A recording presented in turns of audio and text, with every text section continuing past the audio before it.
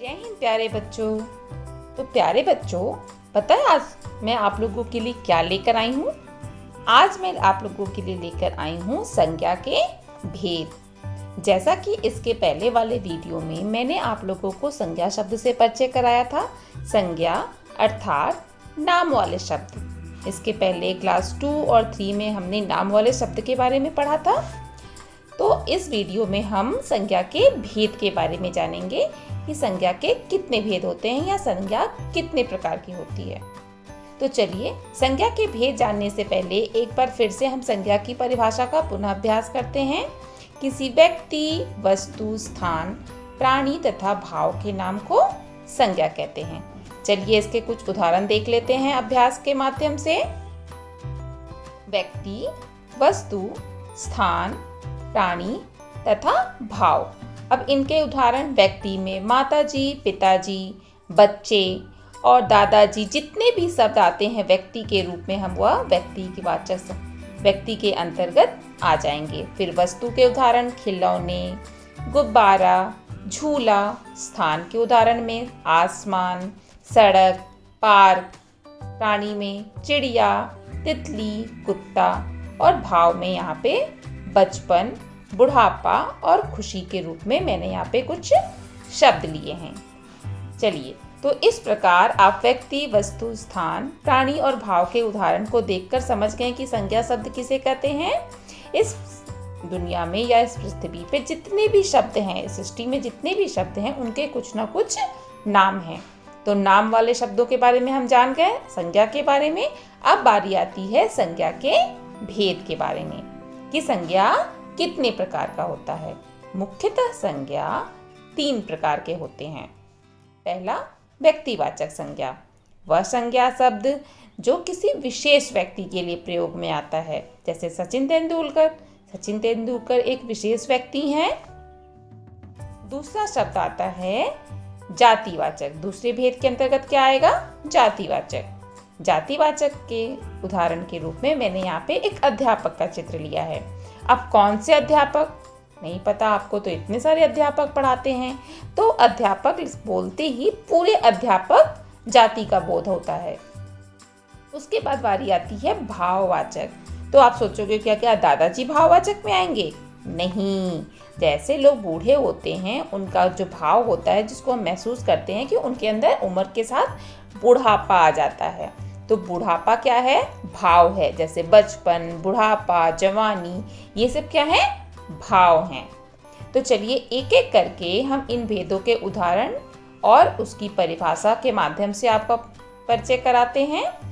वह शब्द जो किसी विशेष व्यक्ति, जो किसी खास व्यक्ति, वस्तु, स्थान आदि का बोध कराता है, उसे हम कहते हैं व्यक्तिवाचक संज्ञा।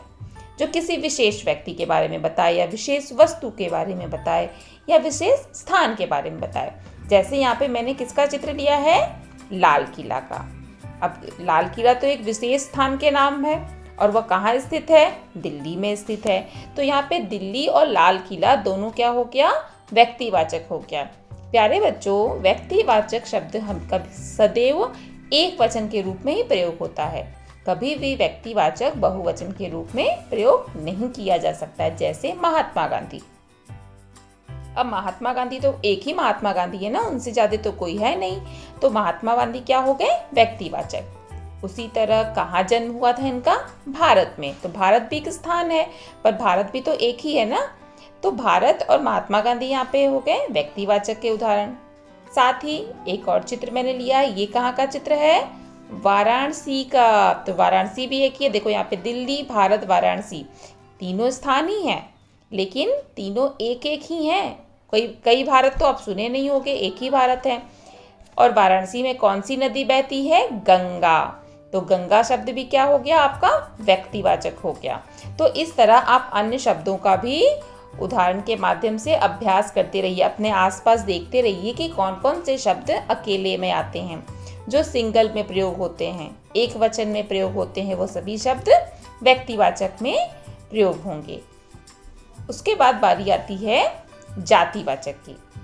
तो चलिए जातिवाचक की परिभाषा देखते हैं। जो संज्ञा शब्द किसी प्राणी, वस्तु, स्थान आदि की पूरी जाति का बोध कराता है उसे हम कहते हैं जातिवाचक संज्ञा। जैसे यह पार्क है। क्या है? यह पार्क है। अब इस पार्क का नाम तो मुझे नहीं पता, हमें नहीं पता, लेकिन ये देख के लग रहा है कि यहाँ पार्क है। कोई भी पार्क हो सकता है।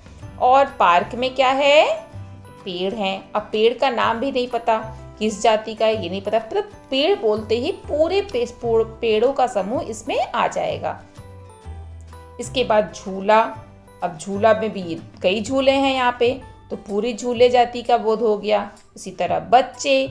अब हर बच्चे का नाम तो हमें नहीं पता, लेकिन जब बच्चे बोलते ही पूरे बच्चे जाति का यहाँ पे बोध होता है। तो यहाँ पे पर्टिकुलर किसी का एक नाम तो नहीं है, पूरी जाति का बोध हो रहा है, तो ये हो गया आपका जातिवाचक संज्ञा। तीसरा भेद आता है भाववाचक संज्ञा। बच्चों, इसके पहले मैं आपको बता दूं, जातिवाचक संज्ञा के अंतर्गत ही दो भेद और होते हैं, जिसे मैं आपको अगले वीडियो में बताऊंगी।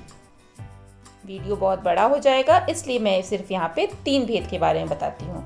जिन संज्ञा शब्दों से किसी प्राणी, वस्तु, अवस्था, गुण, दोष, यानी किसी भी प्राणी या वस्तु की अवस्था, उसके कंडीशन, उसका गुण और दोष, दशा, वो किस दशा में स्थित है, या भाव आदि का बोध होता है, उसे हम भाववाचक संज्ञा कहते हैं। जैसे इस इमोजी को आप देखोगे तो क्या लग रहा है? खुशी। कौन सा भाव व्यक्त हो रहा है? खुशी का। इसे देखकर किसका कौन सा भाव हो रहा है? गुस्से का, गुस्सा। और इसे देखकर कौन सा भाव हो रहा है? आप तो सोचोगे ये तो आदमी का चित्र है, आदमी में कौन सा भाव है? इसे देखकर यह मोटा लग रहा है ना, तो इससे मोटापे का भाव समझ में आ रहा है। तो इस वीडियो में हमने व्यक्तिवाचक, जातिवाचक और भाववाचक संज्ञा से आपका परिचय कराया। अगले वीडियो में मैं आप लोगों को व्यक्तिवाचक और जातिवाचक संज्ञा में क्या अंतर है, जातिवाचक संज्ञा के अंतर्गत और कौन से 2 भेद आते हैं, साथ ही किन किन शब्दों को हम भाववाचक में बदल सकते हैं, उसके बारे में बताएंगे। तो तब तक आप इन तीनों की परिभाषा याद कीजिए और पुस्तक में दिए गए गृह कार्य को पूरा कीजिए। धन्यवाद।